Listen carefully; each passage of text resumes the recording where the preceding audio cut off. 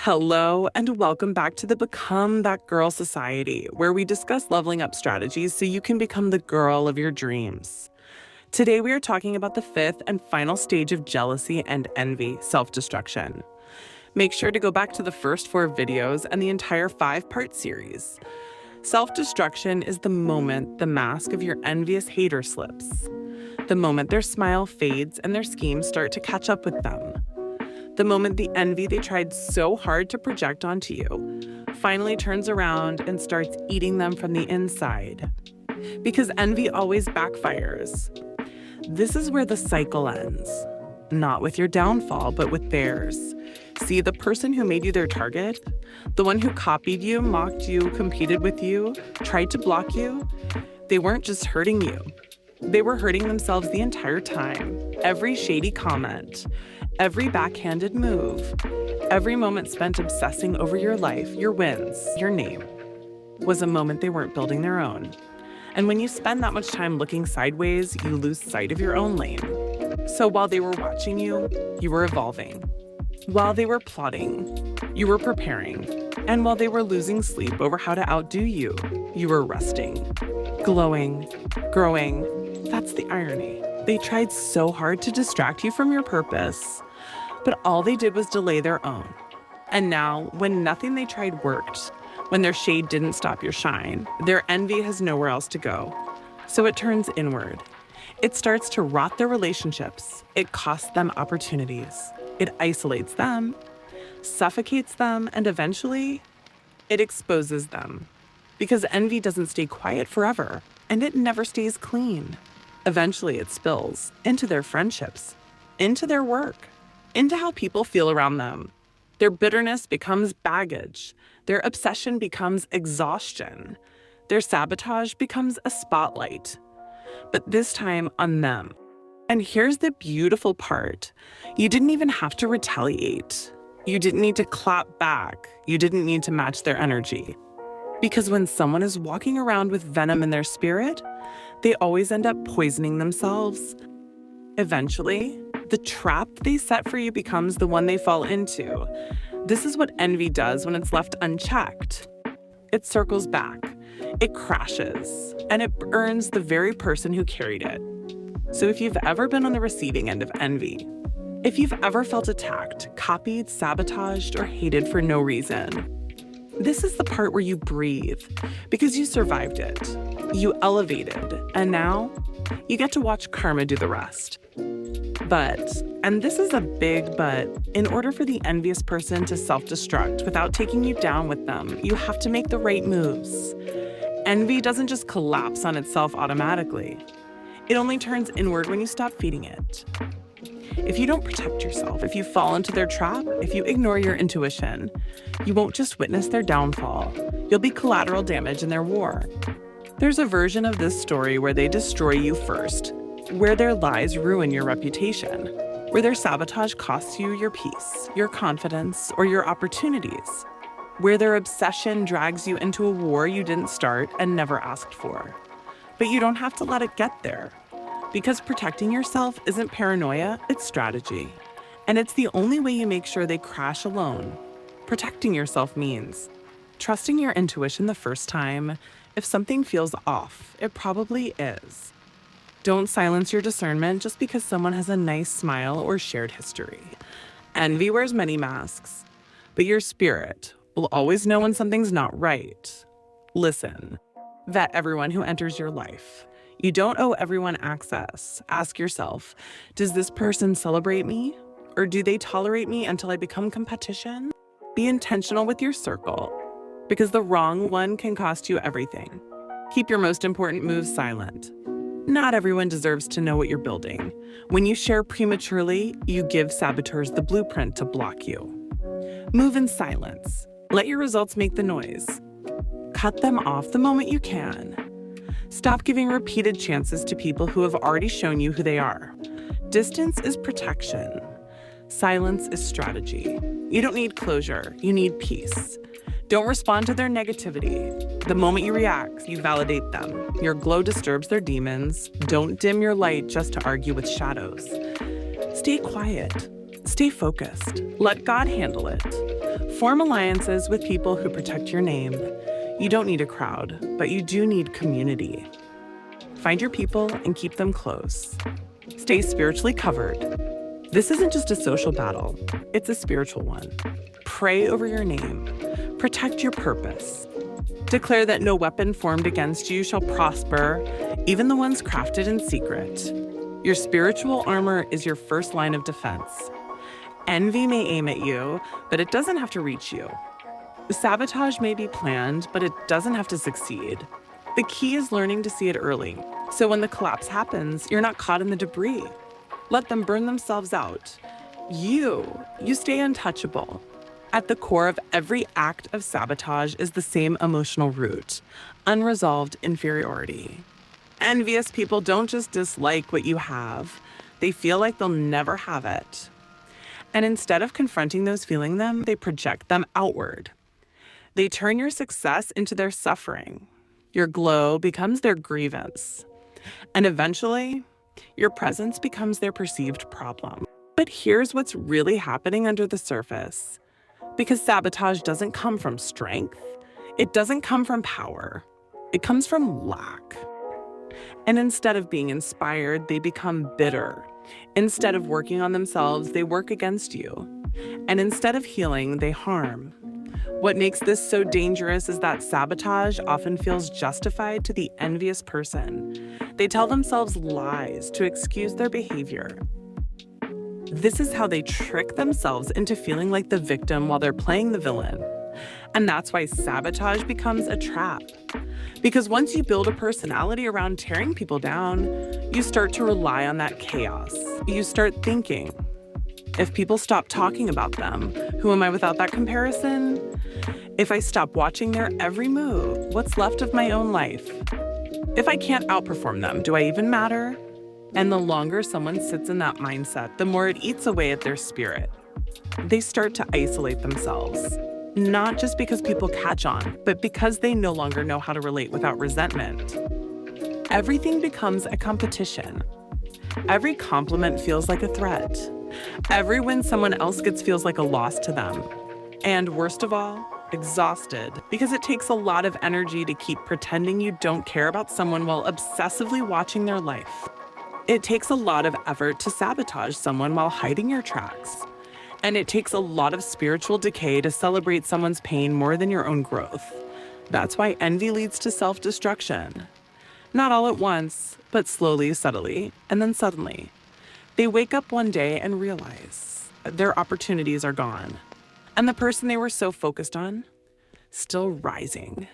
Envy doesn't just distract you, it dismantles you. And people who sabotage others are often trying to escape their own reflection. But the harder they try to run from themselves, the more they fall into the very hole they dug for you, because hate has a boomerang effect. And when your spirit is rooted in darkness, eventually that darkness comes for you too. That's the tragedy of the saboteur. They think they're winning when they take someone down, but the only thing they've truly destroyed is themselves. Envious people who sabotage others almost always overplay their hand. Why? Because envy makes them sloppy. They get so caught up in their own storyline that they forget what they said to who. They forget to keep their mask on. And eventually, people start connecting dots. Someone asks, wait, didn't you say the opposite last time?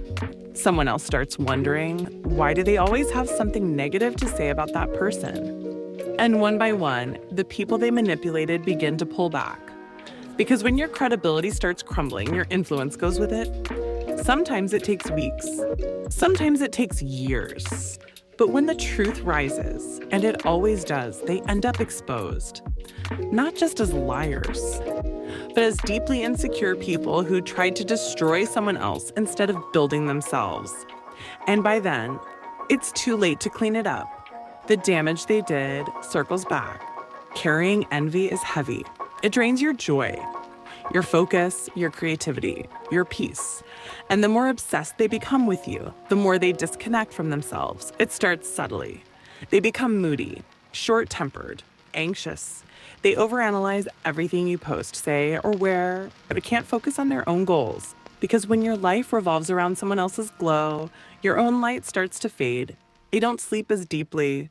They don't smile as easily. They're restless and constantly looking for something to hate. Spiritually, they feel stuck. They can't manifest. They can't elevate because their energy is rooted in resentment, not growth. And eventually that emotional chaos becomes noticeable. People feel the shift. They seem off, messy, draining. They start getting labeled as too negative, too dramatic, too exhausting. And that's when the real isolation begins. Their obsession stops them from moving forward. At this point, they've built their identity around you, your moves, your milestones, your missteps. They've invested so much time and energy into watching you. They've neglected their own life. They don't realize it at first, but slowly, things around them start falling apart. Projects don't get finished. Goals don't get met. Ideas get recycled instead of refined. Why? Because they've turned your glow into a full-time job, and when you're focused on tearing someone else down, you can't build anything real. Their own progress halts, their momentum stalls. They fall behind in silence, while still pretending to be ahead. Meanwhile, you keep growing. And nothing eats away at a jealous person faster than the realization that, even with all their efforts to block you, you're still rising. Their obsession was meant to stop you. One of the clearest signs that someone is being consumed by envy is the slow but steady breakdown of their relationships. When a person lives in bitterness for too long, it starts to leak into how they treat everyone, not just their target. They become suspicious of others, jealous of friends, short with loved ones, unable to celebrate even the smallest wins in someone else's life without feeling triggered. The people around them start to notice. Friends pull back because the energy is heavy. Colleagues keep conversations light because everything turns into drama. Even their closest allies start second-guessing the friendship because something just feels toxic. And here's what's wild. The saboteur will often blame you for this shift. They'll say, ever since she came around, people changed on me. Or nobody checks on me anymore because they're all obsessed with him now. But what they don't see is that they changed. Their spirit changed. Their words changed. Their energy changed. And when your energy becomes rooted in jealousy, you can't maintain deep, healthy connections because people can feel when you're not well. They'll say you switched up or got distant, but really, people just got tired of carrying the weight of someone who keeps choosing resentment over healing. That's the cost of envy. It doesn't just kill your vibe, it kills your community. This is the part where the sabotage backfires in the most real, measurable way. Doors stop opening. Even if they're talented, even if they're charming, even if they've gotten away with things in the past, eventually their energy catches up with them. Their name starts to ring differently in rooms they're not in. People begin to associate them with drama, pettiness, messiness, even if they were once seen as promising or impressive. No one wants to collaborate with someone who can't clap for others. No one wants to build with someone who's secretly waiting for a chance to outshine or undermine them. And while they might convince themselves it's politics or favoritism, deep down, they know. They know they've made envy their brand. They've made other people their obsession. And because of that, they've made themselves untrustworthy. Reputation is a fragile thing. And when you taint it with envy, bitterness, and sabotage, people might not confront you, but they will stop calling. That's when it hits. They ruin their own name trying to ruin yours.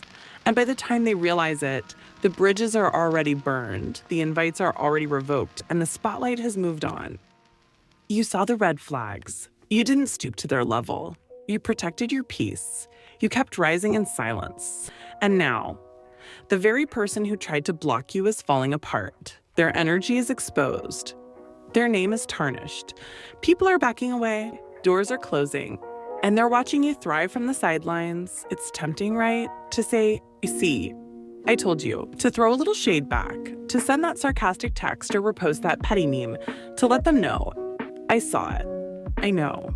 And you got what you deserved. But hear this. Don't do it. Don't touch it. Don't respond. Don't go back. Because if you engage, you step out of alignment and back into a game you already won. Let them feel what they sowed. Let them sit in the energy they created. Let them watch you rise without ever saying a word. That's where your real power is. Not in proving anything, but in needing to prove nothing at all. Here's how to carry yourself when karma hits. Keep your mouth shut. Let people connect the dots on their own. You don't need to clear your name. You don't need to clap back. Your energy speaks louder than any quote tweet ever could. Protect your peace even harder. Don't let their collapse pull you back into old patterns. When envy backfires, it can get even louder, even nastier. Keep your energy sealed, your focus sharp, your purpose clear. Thank God for the covering, because it could have been you. You could have taken the bait, lost your mind, gone off course, but grace kept you anchored, and now you get to watch, not from a place of gloating, but from a place of gratitude. This is what happens when you choose healing over hating, elevation over retaliation, alignment over attention. They tried to make your name a punchline. Now, they're the lesson, and you're the testimony. Let them watch. Let them wonder how you stayed so calm. Let them sit with the truth that the person they tried to destroy was always protected. Because at the end of the day, you never had to fight dirty. You just had to keep walking and let their envy take care of itself. Envy isn't really about you. It never was. It's about how your light makes someone else feel about their own darkness. It's about how your growth challenges their comfort zone. It's about how your wins highlight the parts of themselves they've ignored, neglected, or abandoned. And once you truly understand that, you stop shrinking. You stop explaining. You stop defending your joy just to make someone else feel safe in their insecurity. You realize you're not too much. You're not intimidating. You're not the problem. You're just the mirror. And the people who can't handle that reflection, they will try to crack it. But mirrors don't break because they're flawed. They break because someone couldn't handle what they saw in them. So from now on, protect your light. Let your boundaries be bold. Let your wins be loud. Let your silence be powerful. And if you ever find yourself being envied again, don't retaliate. Don't shrink. Don't fear it. Just remember what happens next, because envy, it always comes full circle. And when it does, you'll be standing, still rising, still glowing, still covered, and still becoming that girl. That is the end on this series on recognizing the signs of jealousy and envy. I hope you took something from this. Hit that like button.